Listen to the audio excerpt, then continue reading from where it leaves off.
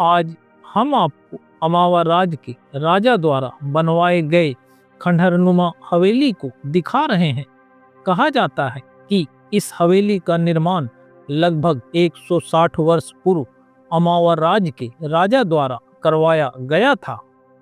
अमावा के राजा टेकारी क्षेत्र में रहा करते थे, जो अब गया जिला का हिस्सा है।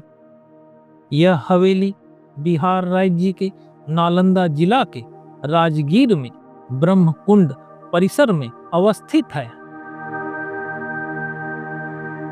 तीर्थ पुरोहित श्री पिंटू उपाध्याय ने बताया कि जब अमावा के राजा राजगीर के ब्रह्मकुंड क्षेत्र में पूजा करने के लिए आते थे, तो वे कुंड के पास ही अस्थायी रूप से बनाए गए आशियाने में ठहरते थे। इस अस्थायी आशियाने में मौसम में बदलाव की वजह से कभी कभी समस्याएं उत्पन्न हो जाती थी। साथ ही उनके लाव लश्कर को भी मुश्किलों का सामना करना पड़ता था।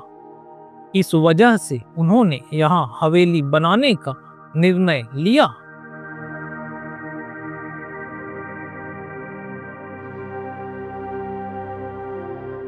उस वक्त जहाँ हवेली बन रही थी, वहाँ पर भगवान गणेश की मूर्ति स्थापित थी, जिसे राजा ने हवेली में प्रवेश द्वार के दाहिनी ओर एक मंदिर बनवाकर स्थापित किया। भगवान गणेश का यह मंदिर अभी भी अस्तित्व में है। इस मंदिर में समय समय पर तीर्थ पुरोहितों द्वारा पूजा अर्चना की जाती है। हवेली के साथ साथ यह मंदिर भी धीरे धीरे समय के चक्र में खंडहर बनता जा रहा है। अभी आप उसी मंदिर में भगवान गणेश की प्रतिमा को देख रहे हैं। तीर्थ पुरोहित श्री पिंटू उपाध्याय ने बताया कि भगवान गणेश की यह प्रतिमा सैकड़ों वर्ष पुरानी है। इसके अलावा कुंड क्षेत्र में स्थापित कई मूर्तियां भी भगवान गणेश की मूर्ति के समकालीन हैं। काले पत्थर की ये सभी मूर्तियां एक समान शैली में बनी हुई हैं। भगवान गणेश की मूर्ति की पूजा राजा किया करते थे। मौसम की वजह से उत्पन्न होने वाली समस्याओं के चलते अमावा के राजा ने राजगीर में हवेली बनाने का निर्णय लिया, लेकिन उन्हें हवेली बनाने के लिए कुंड क्षेत्र को छोड़कर और कहीं जमीन पसंद नहीं आई। इस पर उन्होंने तीर्थ पुरोहितों से सलाह मशवरा करके कुंड क्षेत्र में हवेली बनवाने का निर्णय लिया। उनके इस निर्णय पर तीर्थ पुरोहितों ने सहमति प्रदान की। तीर्थ पुरोहितों से सहमति प्राप्त करने के बाद राजा ने ब्रह्मकुंड क्षेत्र में हवेली बनवाई।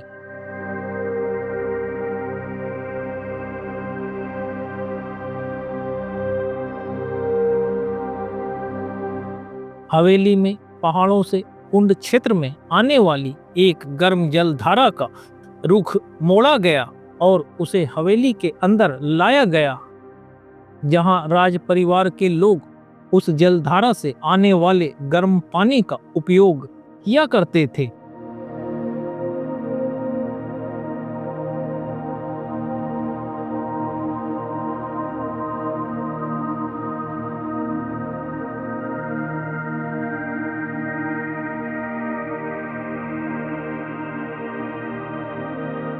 हवेली में एक रसोई और भंडार घर भी था।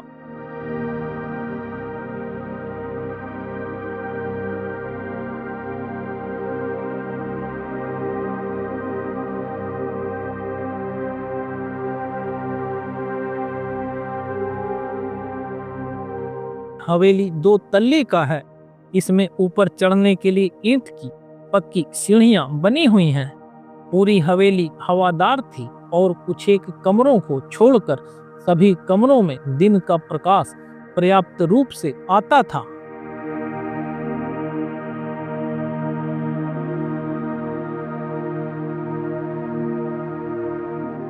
भवन के मुख्य दरवाजे के बगल में बरामदा बनाया गया था, ताकि यहाँ आने वाले तीर्थयात्री कुछ देर आराम कर सकें।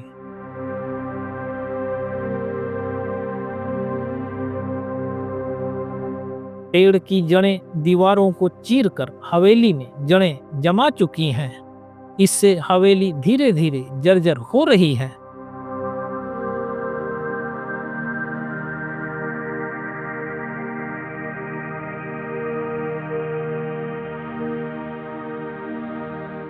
राजा का अपने मंत्रियों के साथ मंत्रणा करने के लिए एक बड़ा कक्ष भी था।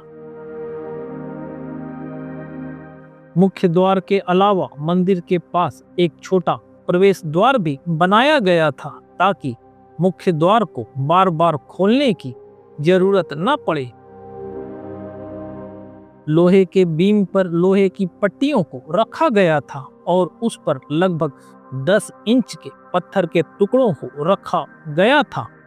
पत्थर के ऊपर खड़िया मिट्टी, चूना और ईंटों के छोटे छोटे टुकड़ों के मिश्रण को डालकर पक्का किया गया था। हवेली 2 तल्ले की है और इसके छत का ज्यादातर हिस्सा टूट चुका है।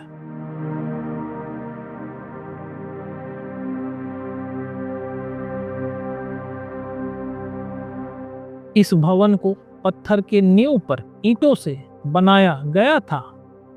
भवन की दीवारों को खड़िया मिट्टी और चूने के मिश्रण से प्लास्टर किया गया था, जबकि भवन के फर्श को ईंट बिछाकर उस पे खड़िया मिट्टी और चूने के मिश्रण में ईंटों के टुकड़ों को मिलाकर बनाया गया था।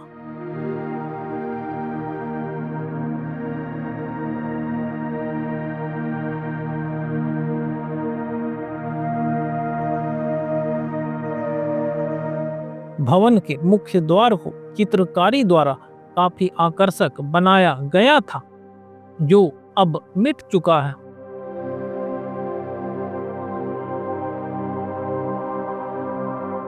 इस खंडहरनुमा हवेली की कई बार मरम्मत करवाई जा चुकी है, लेकिन देखभाल के अभाव में यह हवेली धीरे धीरे अब खंडहर बन गया है।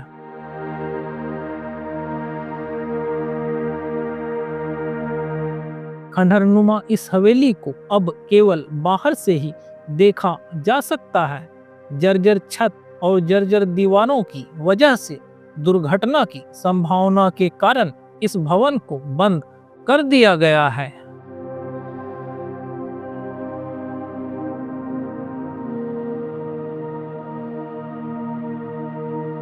कुंड क्षेत्र में इस भवन के पीछे पहाड़ पर जाने के लिए सीढ़ियां बनी हुई हैं। सीढ़ियों से ऊपर पहाड़ पर जाने के बाद नीचे और चारों ओर का दृश्य काफी मनमोहक मालूम हो रहा है।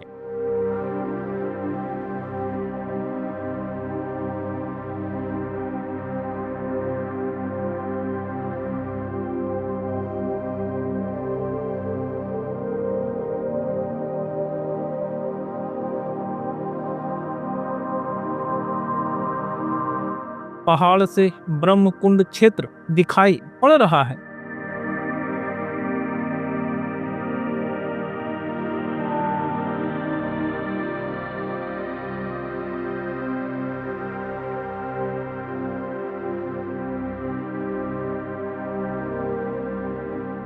सामने पहाड़ियों पर मंदिर दिख रहे हैं और पहाड़ियों के नीचे गुरुद्वारा दिख रहा है। गुरुद्वारा में गुरु नानक कुंड है, जिसे शीतल कुंड के नाम से जाना जाता है।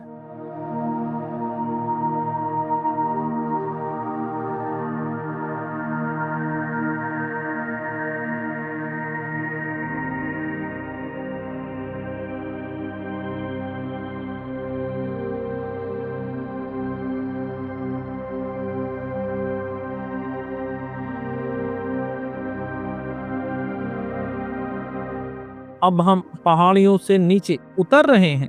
सीढ़ियों से उतरते समय भी काफी मनमोहक दृश्य दिखाई दे रहे हैं।